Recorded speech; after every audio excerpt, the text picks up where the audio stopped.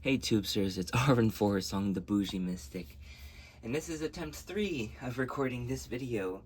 Um, Basically what happened was I fell asleep, and, I knew exactly what I wanted to share for this prompt, but I didn't remember all the ins and out of it, so I was trying to figure out where I wrote it down, and I thought it was in my phone, and it wasn't there. So I was like, shit, that means it's in one of my book of mirrors. So I had to look for my book of mirrors, then go through my different book of mirrors to remember which one it was in. And then while I was doing that, I found 2 more things that I'll share with you that fit the prompt. So kind of worked out, but at the same token, I was really hoping to have this uploaded yesterday. And then by the time the information was written down where I could share it, it was just too late, and I was so tired, I just went to bed.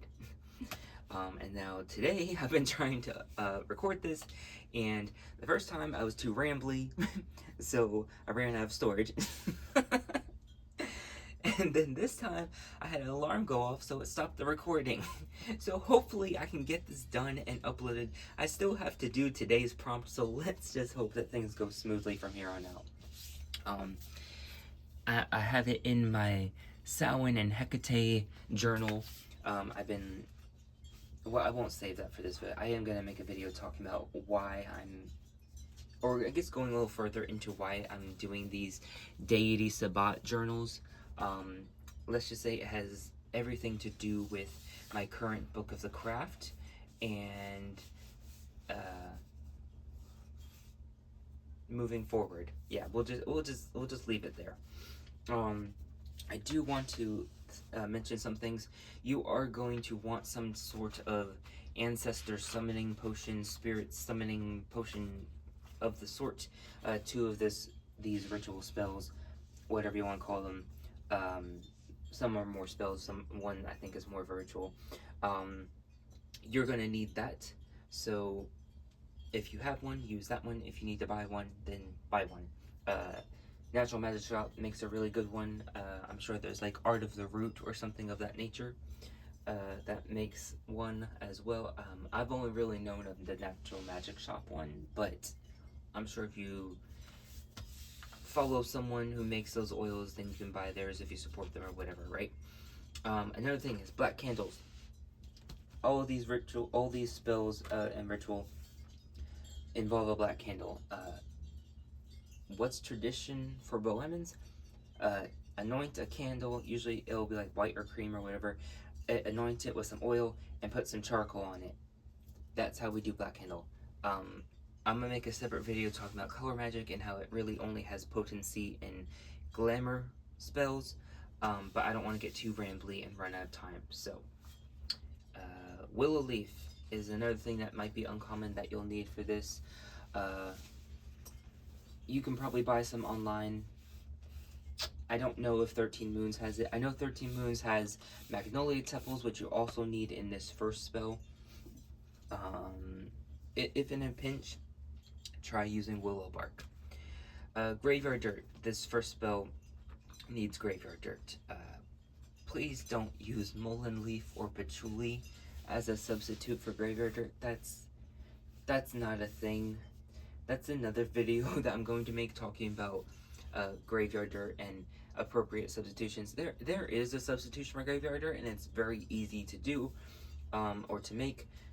So that's why I'm going to make a video talking about that, because using just plant matter, it's called dirt for a reason. That's where I'm going to leave that. Oh, this first one also uses blood magic. You're going to need to prick your pinky and put a drop of blood on the candle. So that's another video I plan on doing about blood magic and appropriate substitutions and which substitutions to use for what working. So that'll be for a future video. Another caveat I want to mention is that all incantations will be written in the description box. I will put the name of the spell and then list this incantation underneath, and then I'll do that for the other 2 as well. I don't like saying words of power, whether it be an incantation or a chant, out of context. I feel it disrespects the words of power. I don't think it necessarily ruins the potency, but I feel like it's almost like a Peter cry wolf type of thing. I don't want to say them if I don't need to. Trying to feel like what else. Oh, I do mention Burning Wand in the second I'm gonna call it a ritual. It's like a spell, but it's kind of also a ritual. But both of the last two are actually rituals. I say burning wand in one of these, and that's because smudge wand is it's almost blasphemous. That's the level of disrespect it is. But even if you say smudge stick, if you are not indigenous, you shouldn't be using the word smudge. I'm not gonna address whether I'm indigenous or not because that's a wishy-washy conversation. But regardless, I'm uplifting the voices of those who are indigenous, especially those in indigenous communities, cultures, some specifically on the reservations, and they've said please don't use the term nor the white sage herb in your smudge rituals. It's endangered anyway, and you're taking from basically a whole community of people that's already been heavily, genocide, like gone through genocide, colonized, disrespected, um, have multiple things upon multiple things stolen, dislocated. Like we could go on. So let's not continue that in this modern era, when we're supposed to be witches that comes from the etymology of being wise ones. If we're going to be wise, that means we're going to be respectful, and that means we're going to respect boundaries, and that means we're not going to colonize because we know that's not the wise or respectful thing to do. Okay, PSA over. I'm just going to go over the ingredients and the directions, and then we'll move on from there. And then also like talk about like kind of like how the spell works or what you would use it for. Okay, so the first one is to call the ancestors for assistance. You're going to need black candle, willow leaf, magnolia tepals, dandelion blossoms, graveyard dirt, and a drop of witch blood. You're going to place the candle in the center of a plate with a circle of the dirt around it, and then you're going to put the tepals and blossoms on top of the dirt. Prick your mercurial finger, which is your pinky, and let a drop of the blood fall on the candle. Light the candle, light the willow leaf, and while the smoke is up or going up, recite the incantation. This spell is, like I said, wasn't originally written for the blood, or was written for the bloodline ancestors, or what y'all refer to as the beloved dead. However, being a witch, using your witch blood could technically be used to draw the what we call spirit line ancestors, or what y'all know as the mighty dead. Again, if you are against that because blood has genetic DNA, then you would just need an appropriate blood substitution. Quick substitutions, you could try beet juice. That would actually, I personally believe that's the best one. Beets are roots, so they're in the ground anyway, and this is an underworld. You want that under the earth representation. Beets are also associated as being like good heart substitutions. And then of course, they produce red. It's more of a pinky red, but a red liquid. So that's why I would suggest. You could get canned beets. If you make your own canned beets, you can give the beets as a oblation, and then use or save the juice in this working or whatever. So it's a win for win. Yeah, so that's pretty much that spell, and that's how you'd use it. Oh, no, so I didn't mention it. So you would use this when you need assistance in a situation, when you're trying to get something to manifest or deal with a problem or things of that nature. I guess in retrospect, you could also use this prior to doing divination. Or you could maybe not divining with the ancestors specifically, but especially if you geared this towards the spirit line or beloved or mighty dead ancestors, you could like have them come present to help you in your divinatorial works, and then do the divination, but not do divination with them, if that makes sense. Moving on, we're gonna is the ancient wisdom spell. You need willow leaf, burning wand, ancestor summoning potion, black candle, and black obsidian, or some sort of scrying device. That can be your black mirror, a concave obsidian mirror, a piece of obsidian. I have used a palm stone of black lace obsidian. You could also use a black bowl and water. You could use a bowl with water and like scrying ink or black liquid or whatever it's called. Something that's traditional scrying method for us in the Bohemian tradition is using a bowl of molasses. We get blackstrap molasses. That's a traditional, or that's a staple ingredient in our cupboards. We pour it in a bowl. We do divination with it. When we're done, we pour it back in the container and put it back in the cupboard to be used for your next baking. You have not put anything um, in the what the fuck is it called? Molasses.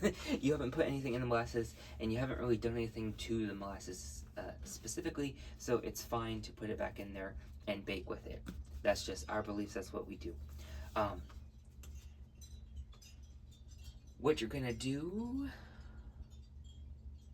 Oh yeah, I just wanted to make sure I said everything. I did. Okay, so step 1, ignite the candle, light the burning one, pass the smoke over your scrying object, drop some oil onto the scrying object, except if it is your molasses, or let me put it this way. If I was to use the molasses, we would not put the oil on there. We would just put it on the candle. I did forget to mention you're supposed to put the oil on the candle anyway, regardless if you're using molasses bowl or not. And then you're going to recite the incantation, which will be in the description. Yeah. Next. So this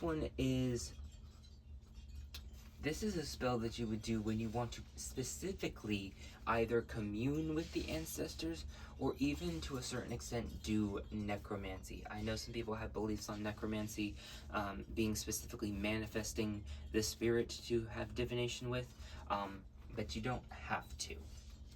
At least not for us. We're a big believer on not making spirits or the beloved dead, mighty dead, spirit line ancestors, bloodline ancestors, whatever you call it. We're a big believer in not making them manifest into the physical world. That's very harsh on their spirit, because they're not meant to be here, or they would still be living here. So we don't actually do that unless we really have to. Moving on, this is called Lifting the Veil. You're going to need a black candle, pen, ancestor summoning potion, notebook, skull with a jaw. I did forget to mention this in the beginning. So, skull with a jaw can be a real skull, ideally, if easy, or if you're able to afford it, or even find one. Something that's usually traditional in Bohemian practice in the culture is the matriarch or patriarch of a family will even put in their will, if they need to preserve and save the skull for future descendants. And you would do this spell with that. With this one, this is technically a Bohemian spell. The only thing that makes it a little different is the words of power. I want to say they came from Silver Ravenwolf's Book of Shadows, I think, and I tweaked it a little bit. So yeah, normally there aren't any standard words. We have a lot of spells and rituals that have standard words, but this just isn't one of them. So I decided to, I really liked the words that she had in this, I think it was her, and so I decided to use them, but I had to tweak them a little bit.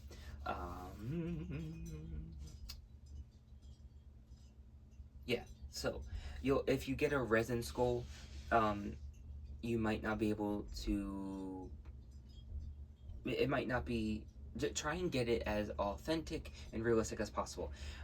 We have a practice of burning a candle inside the skull. That's what we ideally like to do, because we believe that enlivens the skull, brings it to life. And that also helps with them not having to be made manifest on the physical plane. We associate fire with the ancestors. That's kind of like Slavic cultural influence. But you can also burn the candle on top of the skull. What else did I need to say? Okay, obviously make sure you trim your wicks. Make sure that the candle flame isn't high. You do not want to smell burning bone, trust me. But also, trust me, burning the candle inside the skull, if the eye sockets and nose sockets and jaw is open for ventilation, then do that. If it's not, burn it on top of the skull, please. You do not want to smell burning bone, trust me. It's not pleasant. But it's very rewarding if you're capable of doing so. I strongly encourage you to try. One more thing. It does not have to be a human skull. If you have an animal skull with a jawbone, this is for the symbolic capability of speaking. That's why it needs the jawbone. Um, uh, if you have an animal skull, you can use that as well. Because what I forgot to mention earlier is that this spell also works for your pet. So if you have your pet skull, or if you have like a specific animal guide that you work with and you have the skull for that type of animal, you can do this with that as well. And it can be a great way of intimately connecting with your animal guide and getting messages directly from your guide. So, anoint the candle with the potion, anoint the skull with the potion, light the candle and fix it on top of the skull, or if able to, place it inside the skull to enliven it. And like I said, you would say the incantation, and that's going to be in the description box. Blessed be, I think we got it done, and I have a few more seconds to spare.